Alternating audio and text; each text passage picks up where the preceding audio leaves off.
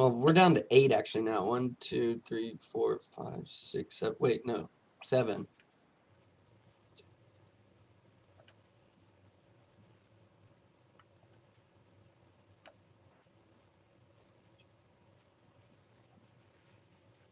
But yeah, Chet, that was my question, whether we even had quorum.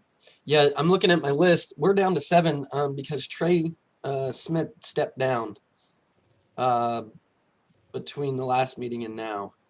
So actually we're at, well, no, I'm not counting myself. So we're still at 8. We're not at 7. I can pull up the bylaws real quick.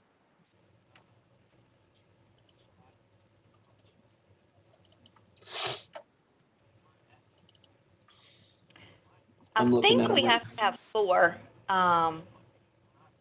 I'm not 100%, and we have that. Yeah.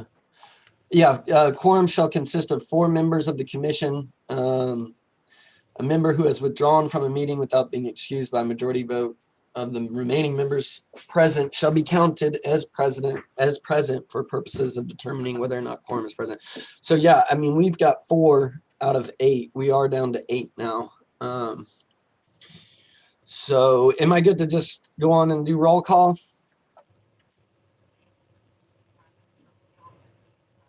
Yeah, that's fine with me. Okay. Okay, so we've got Andrew Denton. Hey, yes, this is Andrew Denton. I'm present. Just FYI, I do have a hard stop at 10 o'clock. I have a conference call for the Okay. Thanks for letting us know, Andrew. D. Dinsdale. I don't see D on the call. Dion Evans. Here. And Dan Hemme. Dan's not on the call. Hunter Payton. I don't see Hunter on here. Jessica Harley. I don't see Jessica. John Kohler. John Kohler is present. And myself, Chad Carwine, present. So we do have 4. We can proceed with the meeting. I did have a couple of announcements, and I don't see a section for announcements on here. I guess we should do additions and deletions to the agenda. Does anybody have anything they would like to add?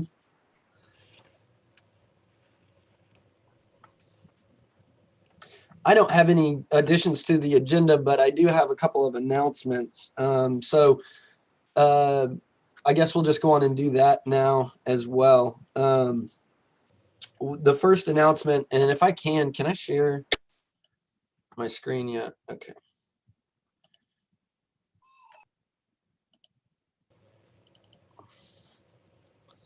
The first announcement that I have, nope, that's not it.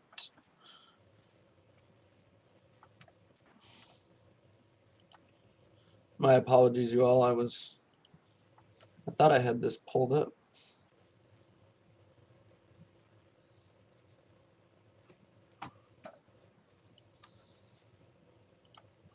I'm gonna stop sharing my screen.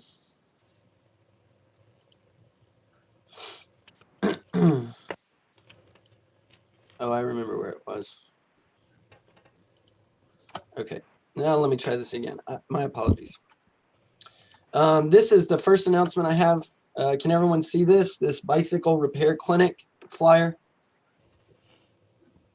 No. Not right now. No? Okay, well, what about now? It's starting. Okay. Okay. So this was sent to me by Stephen Hardybraz, and this is a bicycle repair clinic that's going to take place at Bennett Memorial Park in Farmville, and that is not this Saturday, but next Saturday. It's from 10 a.m. to 2 p.m. You can get a free basic bicycle tune-up, learn how to fix a flat tire, kids helmet fitting while supplies last, and you can see the sponsors down here. It's going to be, COVID compliant with face covering, sanitizer, social distancing, and stuff like that. So I just wanted to put that out there. That's a good opportunity for people to go get a tune-up and learn how to do some basic bike repairs. And then the other announcement that I had, and I'm going to pull this one up next, I'll provide the link to this in the chat or send it out to the group afterwards. But I am a member of, and I was selected to be a member as a representative of the Bicycle and Pedestrian Commission. So now I guess I'm the representative of the Multimodal Transportation Commission, but it's for the Pitt County Comprehensive Master like Transportation Plan, Comprehensive Transportation Plan for Pitt County, and they've got a survey out there right now. And so this survey is available to anybody that lives in Pitt County and or works in Pitt County. And it's got all kinds of information about, you know, where you would like to see priorities placed for decision makers over the next 20 to 25 years. So it's a long-term plan. And they use these surveys and they use these, like the Comprehensive Transportation Plan, to select projects that we want, you know, to implement over like the next 20 years. And so this stuff really does matter, and your input matters. Is there anything, Elliot or Ryan or anybody that would want to share any other information about the Comprehensive Transportation Plan before we move on? This is Elliot with Green Bay NPO. I just wanted to add that the Comprehensive Transportation Plan, as Chad said, is highly important. It is actually 30 years from now, like up to 30 years.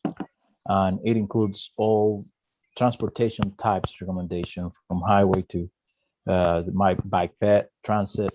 And I highly recommend everybody to participate in these surveys, as that's most of the challenge that we have when we develop these plans, not getting enough feedback of what the people envision for the area and which are the needs. The survey is going to be out there, I think it's 1 month or 2, and we could later on provide more updates about it.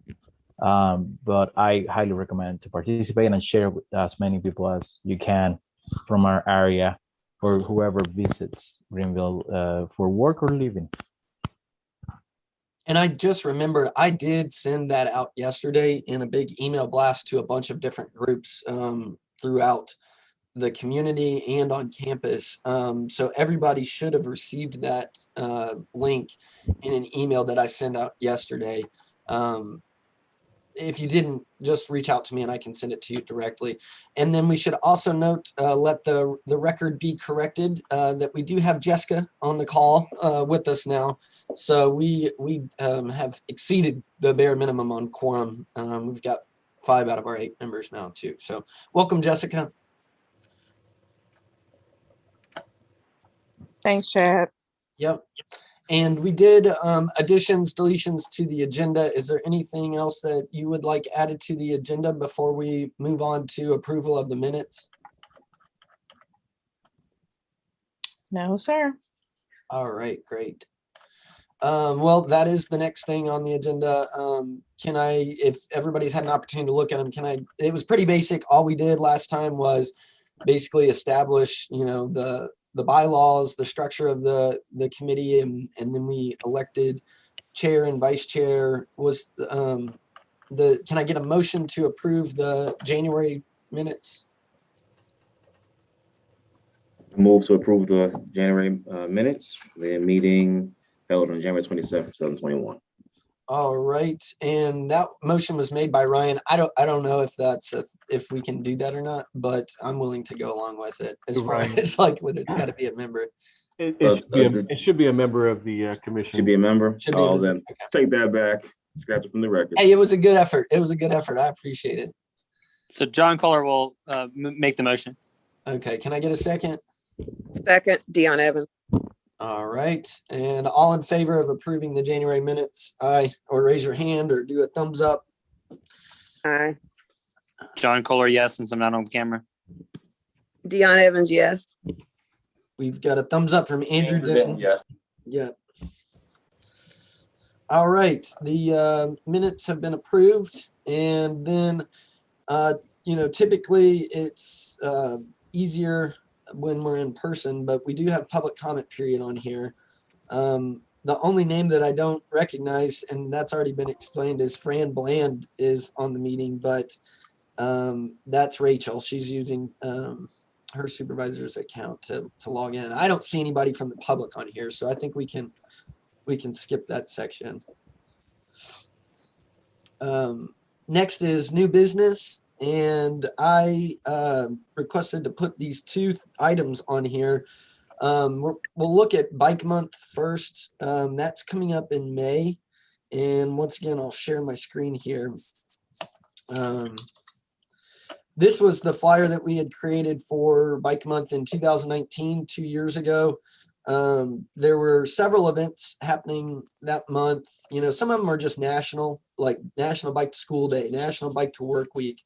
You know, we just try to publicize these things, but we're not really coordinating or planning any events in particular.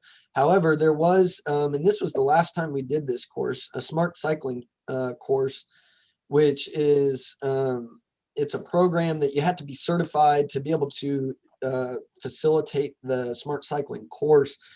But basically you teach people bike skills, bike safety skills, bike maintenance skills, things like that. And it was hosted by one of two certified like bicycle instructors in our county that I'm aware of. It was this one was ran by Brian Glover.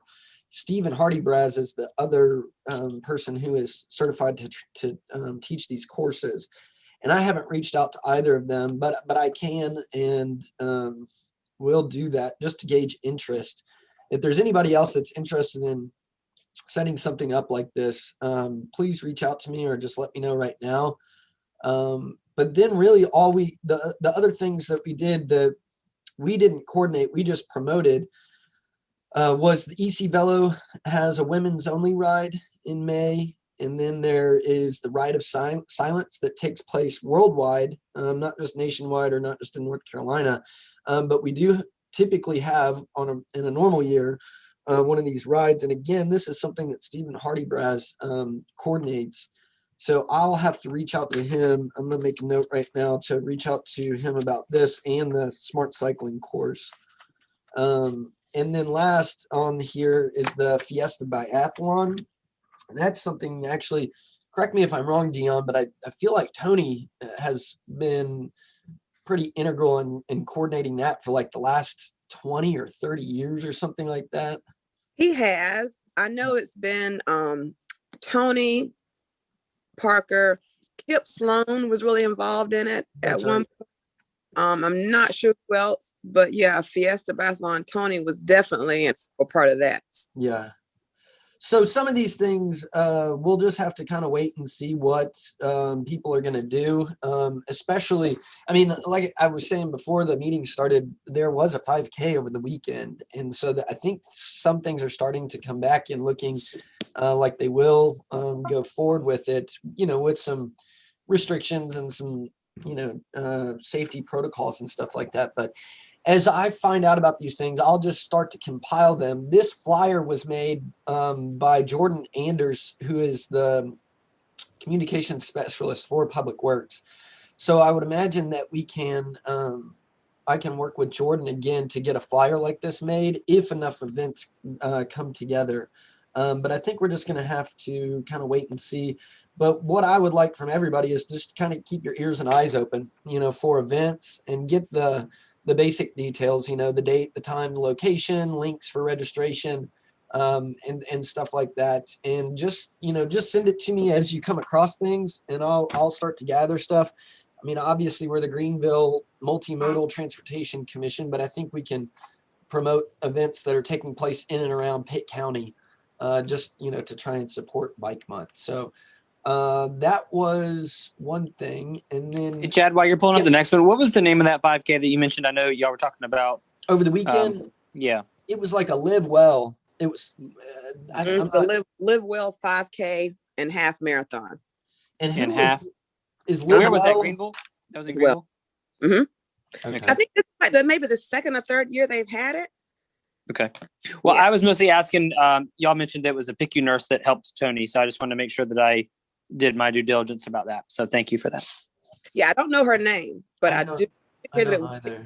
Okay. Well, I can find that out through my channels. Thank you for that. Yeah. So yeah, that's just a little bit about Bike Month. That, our next meeting will be during Bike Month, but I'm going to make an effort to get some stuff out there beforehand. And then typically we would just circulate this flyer through our own networks, and then the city public works department, like Facebook and Twitter page, would send it out a few times throughout the month as well.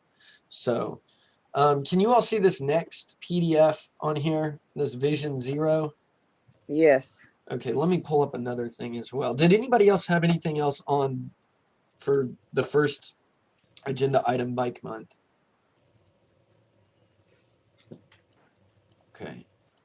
I'm gonna share my screen again, but do this whole side over here. Okay.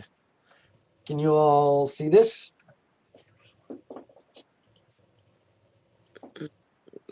Is this up here on your screen? Yes. First annual NC Vision Zero Leadership Team Institute. And then what about over here? Do you see this PowerPoint? Yes. Okay.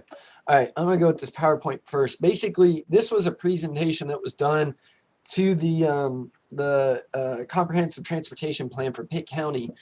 And, I was on the call, and I was, trying to multitask when when they were doing this. And so I'm realizing now, and I would appreciate maybe if Ryan could help me out here. I wanted to talk about this Vision Zero to see if we could do anything to support this effort. But then once I started reviewing the information about it, since asking Ryan to put it on the agenda, I realized that Greenville has already signed up for it. So I was thinking, like, what can the Multimodal Transportation Commission do? And I was thinking of like a resolution in support of the Vision Zero plan. But it looks like we're already in the program, and we're actually, just as far as other cities and communities in the state, so it looks like we're like just before initial implementation. But this is the Vision Zero statement. Is a strategy to eliminate all traffic fatalities and severe injuries while increasing safe, healthy, equitable mobility for all. First implemented in Sweden in the 1990s, Vision Zero has proved successful across Europe, and now it's gaining momentum in major American cities. So, I mean, it's really, I think, a more holistic view of safety when it comes to our roadways. That, for instance, some of these statements, traditional approach, traffic deaths are inevitable. People are going to die on the road. Whereas Vision Zero is like traffic deaths are preventable. And they lay out, all sorts of different practices that you can implement to adopt the Vision Zero policy, reducing speeds, increasing attentiveness and visibility, daylighting streets, and calming traffic and stuff like that. So I think that this was a presentation to see if Pitt County wanted to be like the first county to sign up, because as you can see, these are cities. Well, no, then there's Robeson County. So I guess now that I've asked to put it on the agenda, I need to learn more information about it. This was another opportunity for anybody that was interested, was the first Vision Zero Leadership Team Institute. And it was a call for applications, and I was kind of getting interested in it until I got here and saw that the application due date was March 12th. And this has to be like a team thing. So you would put together a group of individuals that would go to these sessions and really become like the leaders to adopt and implement the Vision Zero policy. So I don't know. I just wanted to bring some attention to this and see if anybody had any more information than I did about that. Yeah, this is Kevin. I'd say this. I presented to council probably 3-4 years ago on Vision Zero.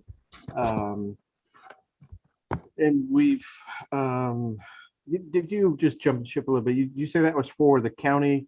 I saw Robeson County. It's interesting to have a county support it, because across the state, the county, I don't believe there's any county that actually maintains or owns any lane mile of roadway. So counties don't own roads in the state. So just to sort of informational point there. But the city's had a some of our traffic safety data has been wanting, not the data itself, but the results over the last few years. But we were number one in accidents, not number, but just there's like 15 criteria that the DOT analyzes, and we weren't number one in any category, but the overall ranking, we were number one for a couple of years in a row, and we've done a number of traffic safety measures and have dropped down to, I think, 7th place now. So heading in the right direction. I think Vision Zero is important, and I think it's important that DOT adopts it as well, and that's where you're really going to see some of the results. We go back to that traditional approach versus the Vision Zero approach. In Ilya, we were having this discussion at the last MPO meeting that it doesn't make sense for some of the criteria for our safety project, or you have to wait for a death to happen or a very serious accidents to happen before you have the appropriate statistics to have that road make the cut for safety improvements. So, I think this type of approach where, and I know DOT is looking at this and supporting this, a Vision Zero approach is a much needed alternative look at our roadway safety. So.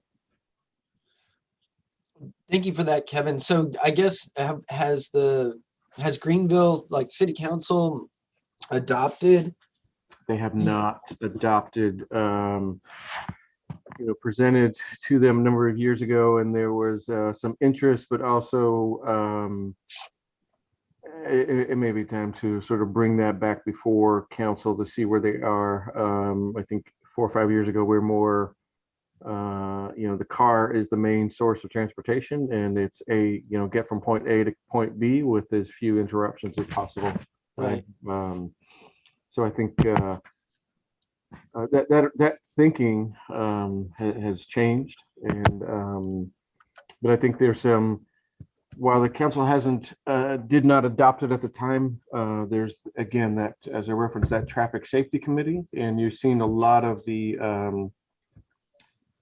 We've prevented left turns on several roads on Charles and Greenville Boulevard and 10th Street. A lot of those delineators have been put up in Stantonsburg to improve safety throughout the city. Yeah, and I we see that everywhere. I guess I was just confused by the presentation because it made it seem like Greenville. And maybe that's what this, is showing, is that they're not quite at adoption, but they're just, it's like exploration installation. So yeah, we've been installing stuff, right? So that makes this chart make more sense. Right. But maybe we're just short of the adoption and then implementation phase. So I guess what I'm wondering is what this group, what we feel like we can do to support this, and maybe that is a proclamation or a resolution asking for a proclamation, that the city adopts Vision Zero. And I'd be happy to work on something like that with some help from other individuals to take a look at, because we've done resolutions in the past and sent them to City Council for review. This could maybe accompany a presentation, just as a reminder. Does anybody else have thoughts on this? I think just jumping in, I think that's a good idea. It'd be helpful. This is just my opinion. It'd be helpful to target some of the things that the city could, that commission support some of the things that the city could immediately implement, as opposed to, the city should. We support the city reducing all speeds on every road to 25 miles per hour, right? So something as drastic as that may not get support, but something along the lines of implementing more of the delineators and eliminating left turns and continuing with the, as DOT improves the roads of Fire Tower, Evans, Allen Road, 10th Street, all the roads they have planned to redo. That center turn lane goes away. That continuous center turn lane goes away. So we've pushed hard for that, and I think that's going to make a tremendous difference. The center turn lane, just that sort of FYI, that continuous center turn lane has been the place where most fatalities and serious accidents happen. Dubbed the suicide lane. That's right.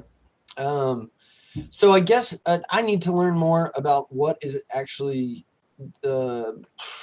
comes with adopting Vision Zero, because if it's just if you adopt Vision Zero, you make your maximum speed limit 25 throughout the city, like you're saying, then that is obviously a little bit too big of an ask at this time.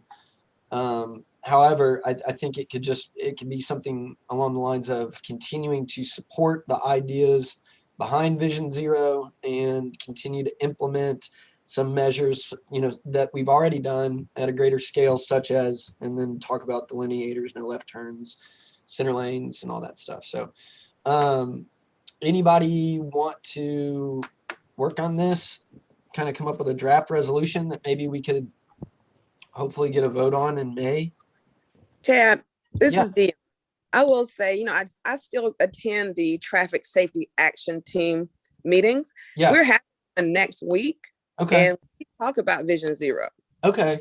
And it might be something that, where you have two bodies kind of aiming towards the same goal with a little bit more power and impact than one or two bodies in the same city kind of coming at it.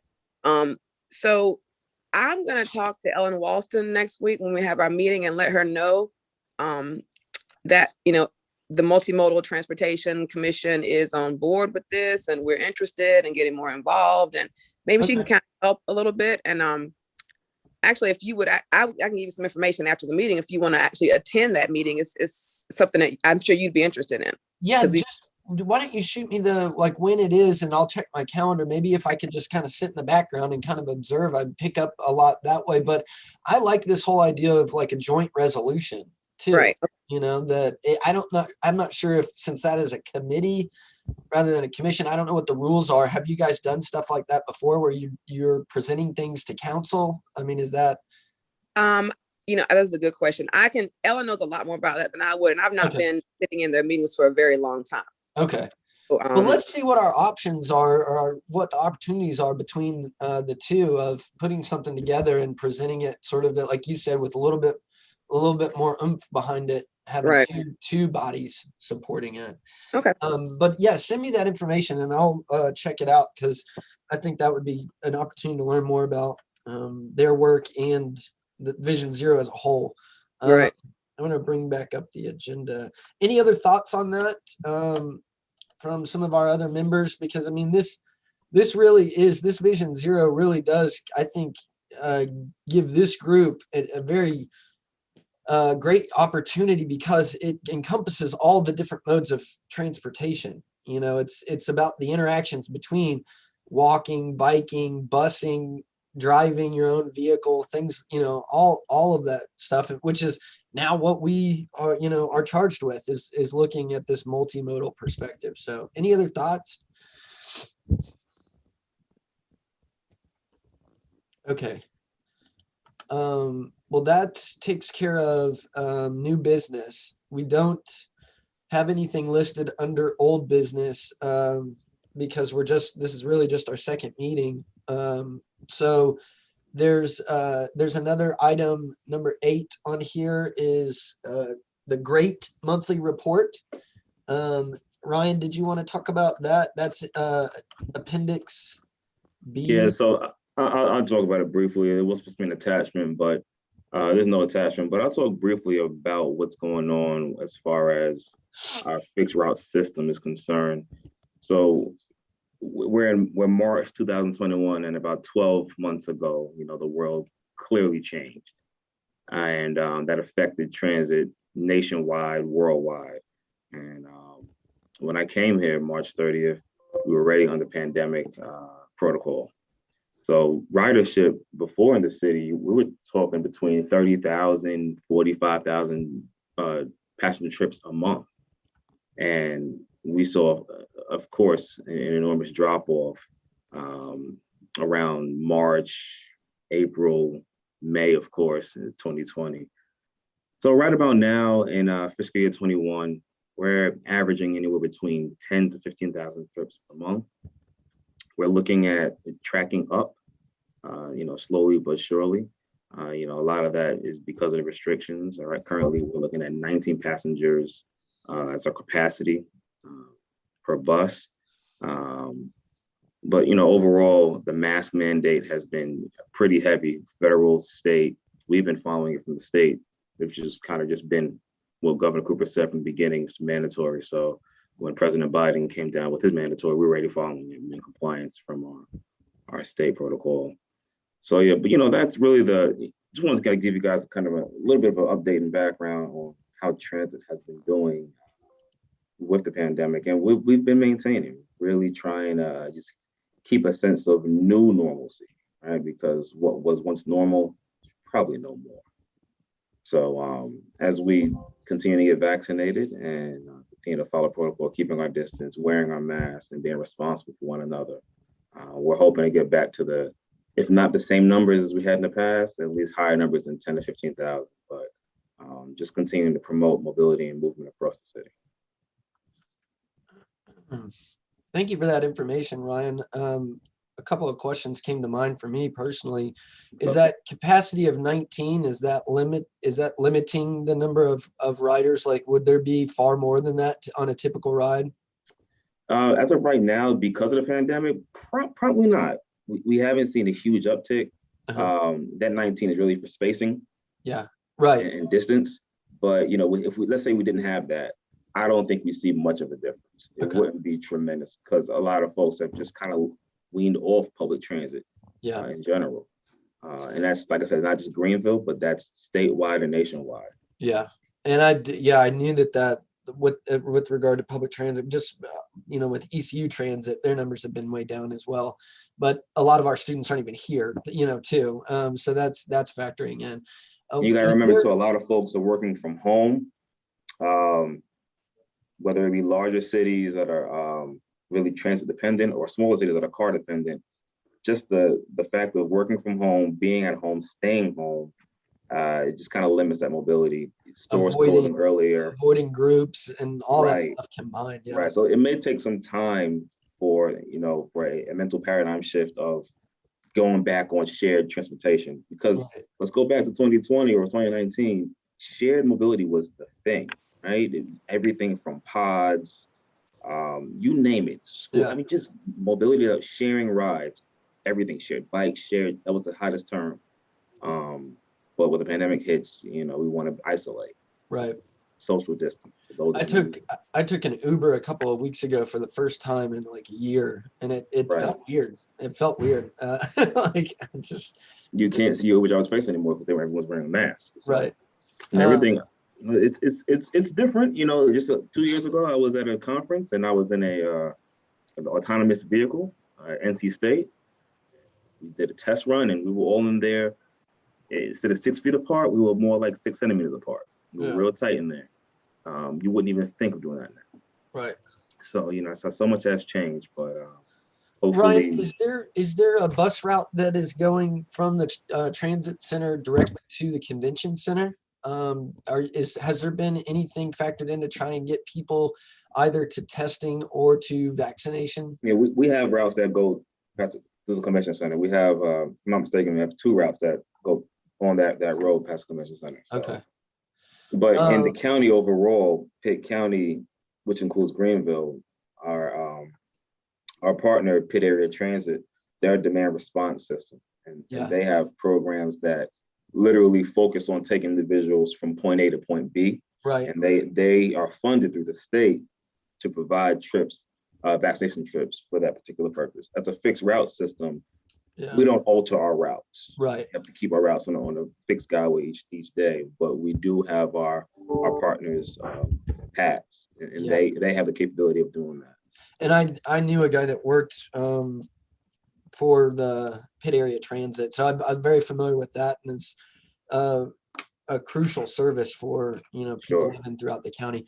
And then I guess one other thing that came to mind as far as we do sort of come out of the whole isolation phase and start to see things reopening and stuff like that, is there any thoughts being given about some sort of, you know, promotional partnership between you know, the great system, between PATS and maybe the public health department, as far as, you know, getting back on the bus, sort of, you know, we're still going to have things in place, but we're, you know, keeping things clean and sanitary, and, you know, encouraging people to get back on the bus and sharing the ride and stuff like that.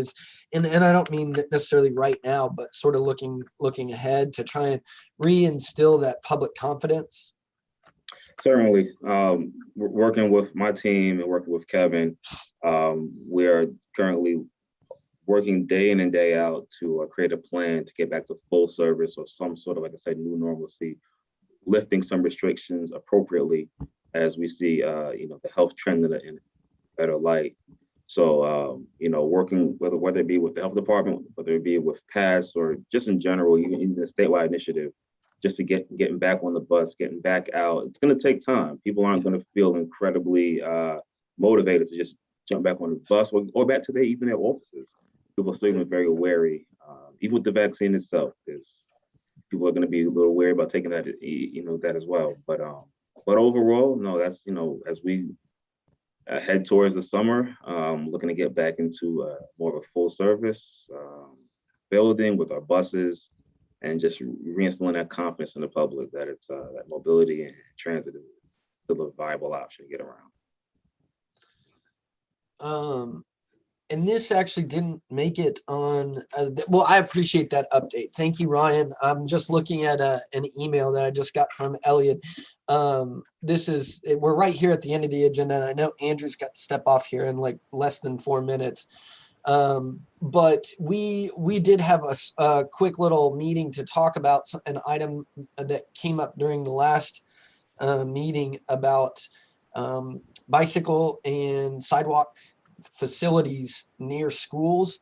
And that was something that John had requested that we look into, and John was involved with that meeting. This is not on the agenda, but it has to do with it, so that I can say that I think it should be back on the agenda for May 19th, which is the next thing that we're supposed to talk about as agenda items for next time.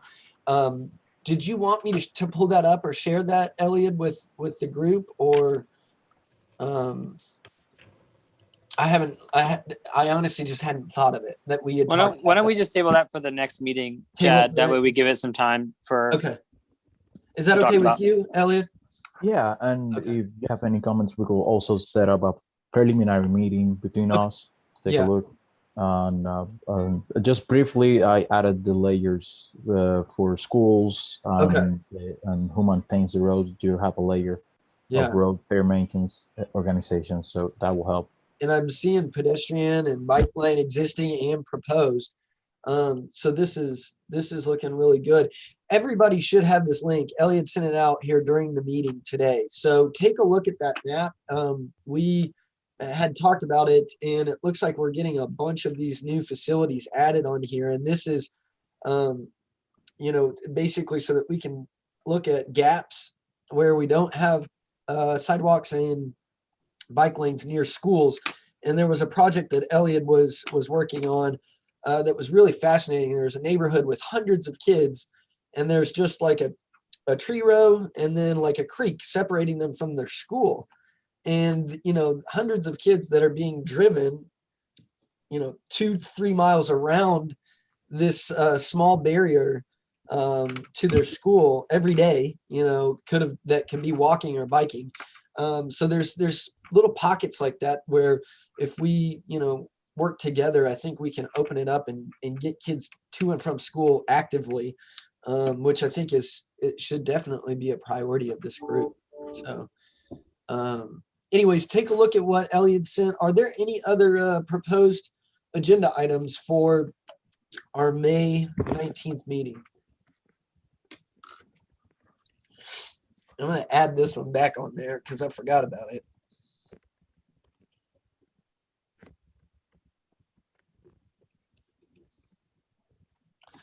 Nobody else have anything they want to add on there for next? And if you do, just keep it in mind and we'll do a call for agenda items a couple weeks before the next meeting. If not, then I guess, does anybody want to make a motion to adjourn? Deanna Evans will make a motion that we adjourn the meeting. John Kohler, second. John Kohler, second. All in favor? Aye. Raise your Aye. hand or thumbs up. John Kohler, aye. Deanna Evans, aye. Andrew, Jessica Jessica, Harley. Aye. aye. All right. We are adjourned. Thanks, everybody. Great meeting. Thank you.